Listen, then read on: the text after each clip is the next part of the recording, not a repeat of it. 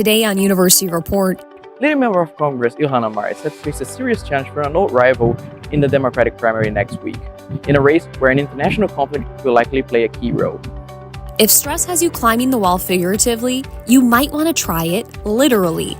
I think it's like an activity that everyone can get into. It's kind of social.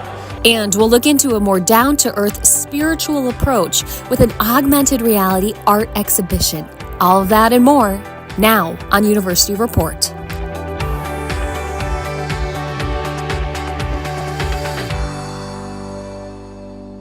Good afternoon, everyone. Thank you for joining us. I'm Morgan Wolf from KARE 11. We have a lot to get to today. We're going to start with our top story. Next Tuesday's primary election features a rematch between the controversial member of Congress and an opponent who came close to unseating her 2 years ago, right here in the Twin Cities. Gabriel Castillo talked to Representative Ilhan Omar and challenger Don Samuels as they face off before a second time. It is a late afternoon Wednesday in the Lyndhurst neighborhood, where, inside Nico's Tacos, U.S. Representative Ilhan Omar holds a rather casual town hall meeting. With that, I will take questions, if any of you have any. Among longtime supporters, curious citizens, and local leaders, Ilhan Omar updated her constituents about her legislative efforts and tried to debunk claims about dissent within her own party. But I want to know, what do I say to people who say to me, she voted against Biden's legislation?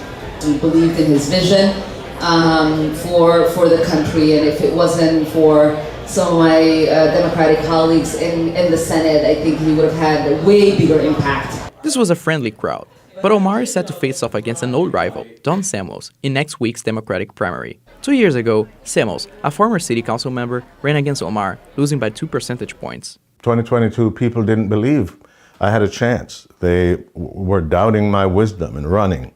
For this campaign, Ilhan Omar has raised almost 4 times more money than Samuels' campaign.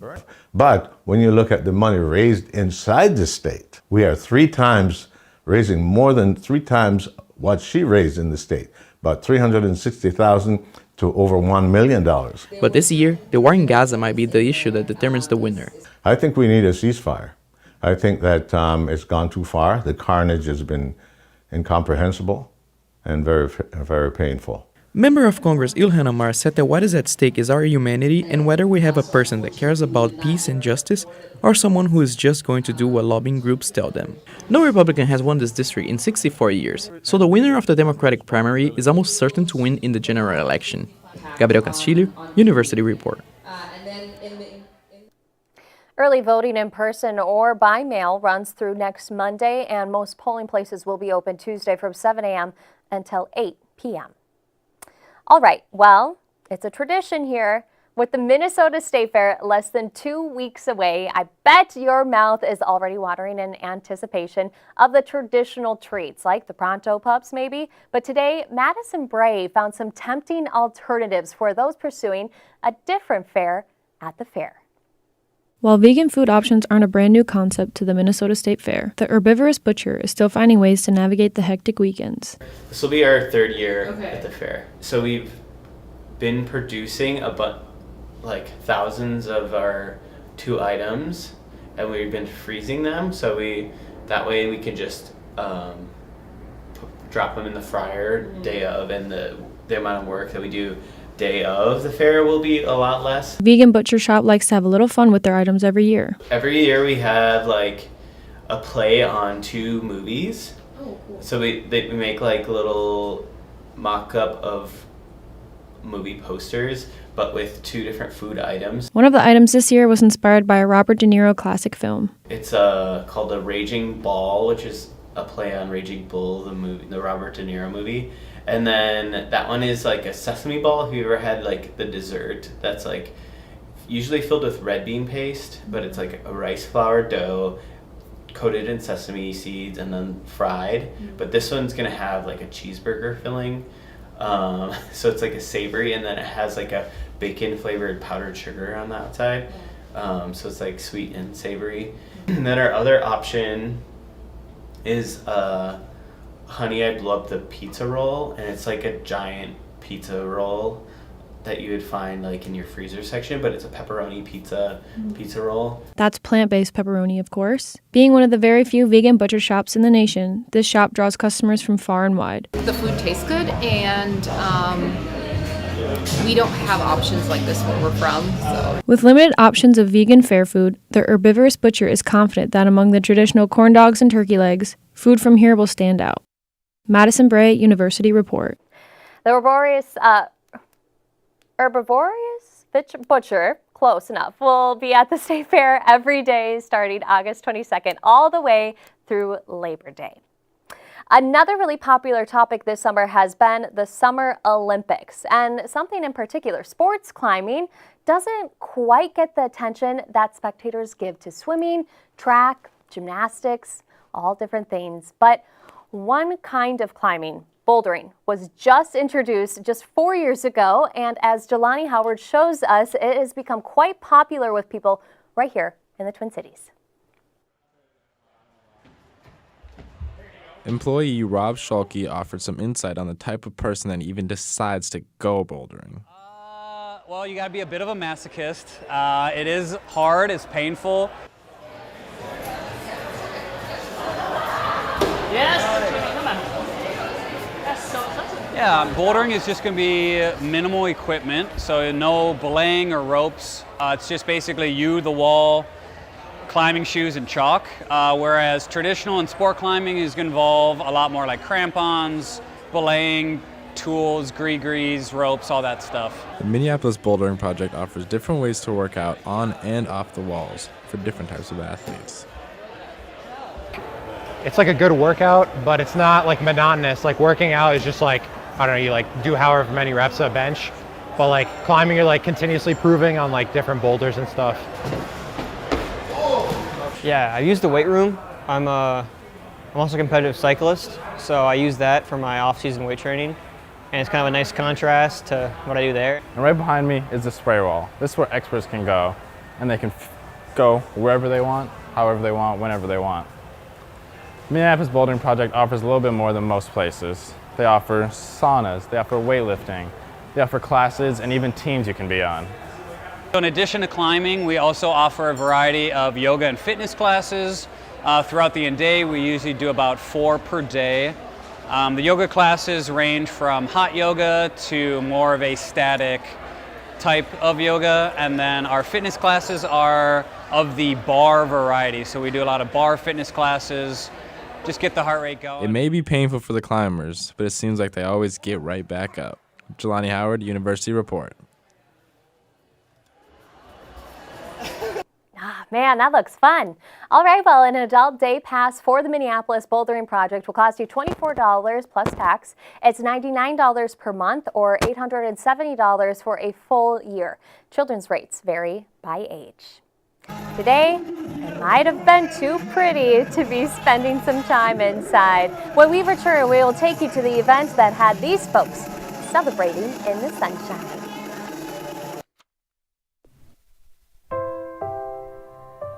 Because it was there. Because determination overcame distance. I believe that this nation should commit itself to achieving the goal of landing a man on the moon and returning him safely to the earth. Because the unsolvable was invitation enough. Why are we driven to discover? Because we can change the course of history. Because tomorrow's visionaries need focus today. At the University of Minnesota, with each student comes an opportunity to set their sights higher and to show them the way, so our graduates can shape the future and fulfill the dreams they haven't yet dreamt. Because renewable energy can sustain us all.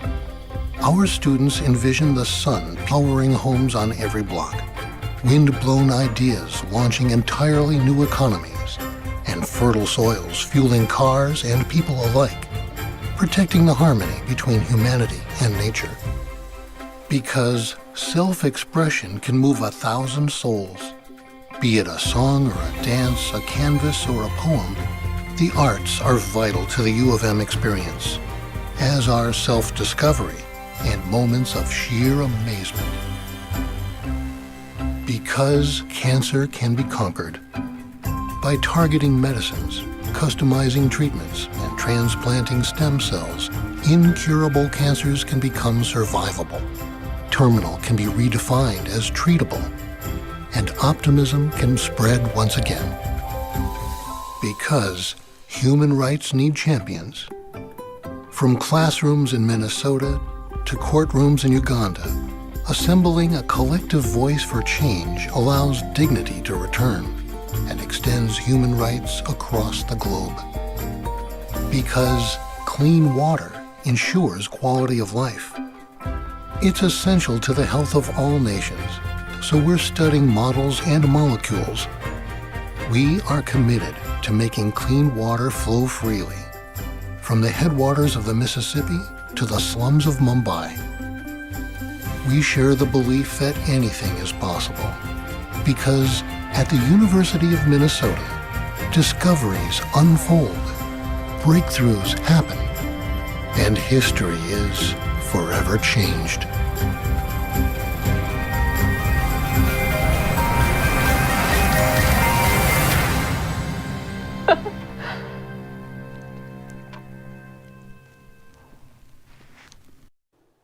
Ever experienced an augmented reality art exhibition? You can amid the beauty of Minnesota Arboretum. Katrina Bailey spent some time there today. Palmadakebi, that means hi you all in Dakota. The Dakota Sacred Hoop Walk started in 2021, with the 5-stop finishing in the summer of 2023. The walk is located at the Minnesota Landscape Arboretum in Chaska. Created by local artist Marlene Miles, a member of the Spirit Lake Dakota tribe, the art is located through augmented reality. Behind me is stop 3 out of 5 on the Dakota Sacred Hoop Walk. This one is called the Mighty Oak. In order to see the Dakota art in the augmented realities, you're getting an app on your phone called Revolver AR. And then you're going to scan the art on this plaque, and then it'll show it to you. This is what it looks like when you scan it on your phone, and it will tell you a whole story about the oak tree behind me. The walk starts in the Harrison Sculpture Garden, with each of the 5 stops representing something different. The 4 winds, the red and maple, the mighty oak, the pine grove, and the Chichuzapi sculpture. The entire work is narrated by a Dakota language narrator. So you're learning Dakota words and for the plants along the way. This place is about 30 minutes away from the University of Minnesota. The distance and the app not working for some people's phones limits the amount of traffic the site gets. Even with that, this site is important to explain the land we are on. Knowing the history and the context of the landscape that we exist in is really fantastic. It's important to us to understand our relationship with space and with other people. Admission is free for Indigenous people and $20 for all others. What you'll learn from the walk may be worth far more. Katrina Bailey, University Report. The Dakota Sacred Hoop Walk is open during regular Arboretum hours 363 days a year. It's closed only on Thanksgiving and Christmas Day. And really, what a beautiful day it has been for us. I mean, whether you have been outside to experience or doing anything else, maybe playing some sports, Alejandro Alvarez joins us now with a look at our forecast. It really is nice out, though maybe a bit cold for mid-August. Let's take a look at the forecast for the weekend and the beginning of next week. Many of us in Minnesota won't even see 70 degrees for the next day or so. Temperatures today didn't make it out of the 60s in many places. Tomorrow will be much the same, with a lots of sun and highs around 68. A gradual warm-up should start Sunday, with clouds becoming a bit more common and a slight chance of rain on Monday and Wednesday. But compared with what we have had in the spring, this is likely to be dry, pleasant stretch. Yeah, Alejandro, it does feel so refreshing that we're finally out of that 90-degree stretch, right? And I mean, what a perfect day to be outside.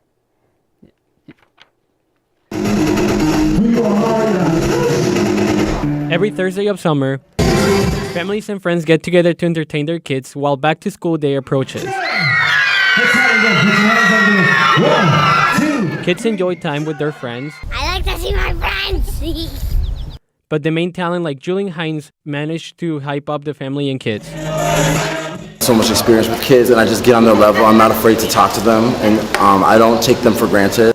I don't insult their intelligence either. Like, I'm having fun with them. And what probably gives me the most joy and the most encouragement to do events like this is just hearing stories about my kid's never danced before, or my kid has been injured for so long. Some families come here often just so their kids can have fun and involve in the community, just like Mark O'Reilly's family. We have a 2-year-old and a 1-month-old, so when you're a parent, you got to get on a schedule, and this is what we do on Thursdays. Others are here for the first time, like Ali Erickson and her family. We thought it was great. We have a 3.5-year-old and then we have an 8-month-old, and both seem to really enjoy it. And there's obviously a lot of people here today, so I think that it was a really good community event. Kids events on Thursdays go from 10:30 a.m. to 11:30 a.m. The city also organizes movie nights on Fridays for all the family, and all their events are free. Alejandro Alvarez, University Report. Oh, what a good time. Maple Grove's last of this summer concerts for kids will be on August 29th. All right, well, even on days like this one, libraries provide very important resources for people in the communities across Minnesota. But libraries are no longer just a bunch of books on the shelves. Henry joining us right now. I feel like so many people think of libraries still of the standard holding a book in their hand, and you found out that's changed. Yeah, it has. Well, a lot of libraries are trending towards a switch to digital collections. A lot of them have ebooks. A lot of patrons download this app called Libby, where they can check out books on their phone, iPad, whatever. There's a lot of like movies that they can check out. I don't know the name of the service, but there is a streaming service you can access with your library card now. So yeah, and definitely, obviously, the computers at the library. There's a lot of printing at the library too. That's another resource that I think people don't really consider when they think of a library. Exactly. And the library that you went to was in Minneapolis. You found out that they actually have a ton of community programs, ranging not just for kids and reading, but for adults as well. Can you tell us a little bit about some of those? Yeah, I guess the big one is there's a lot of like educational job training opportunities. I saw a poster today that had stuff about, legal stuff, about taxes and property and stuff. So there's a lot of programs out there to get help if you need help as an adult too as well. And what are some of your favorite memories being in a library growing up? And how do you think it's really just changed? Well, I remember, the good old like sitting on the rug with the story time and the librarian had the book. But that's just changed, I think, now that book would be an iPad with a video or a book for a kid. So yeah, it's definitely changing. And I think one thing, though, that's important to note is that libraries are still thriving. They're not dying. If anything, people are accessing libraries more because of the e-stuff. I spoke with a woman yesterday on the street. Her name was Jolene Jones, and she talked about how she doesn't even go to the library anymore, but she still reads all her books through the library, and she found that was very, very easy and very convenient for her. And you can still get a library card. Yes, you can still get a physical remember library card. I loved my library card. So thank you so much, Henry. Where was the library that you went to? Franklin Library on Franklin Avenue, and I would like to give a quick shout out to my colleague Evan Peterson, who's been writing the story with me and reporting with me. All right, and when exactly will we be able to see the full version? Monday. It should be done Monday, so look out for that. There you go. All right, thanks, Henry. Yeah, no problem. Well, I believe that actually is going to be wrapping this up this afternoon for this edition of University Report. Thank you so much for joining us. I'm Morgan Wolf from KARE 11, and I hope you'll be with us again next week.